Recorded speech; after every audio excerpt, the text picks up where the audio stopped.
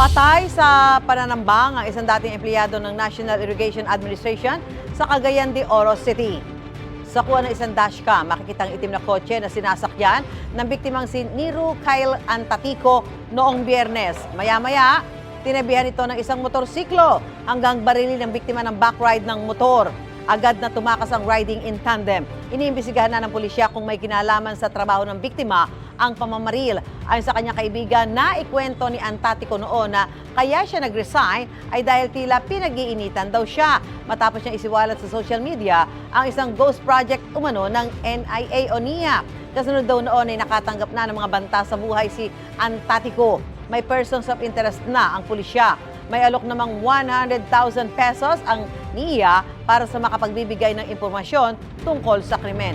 Binavalidate na rin daw nila ang tinuturong ghost project umano ni Antatico. Gusto mo bang mauna sa mga balita? Mag-subscribe na sa GMA Integrated News sa YouTube at tumutok sa unang balita.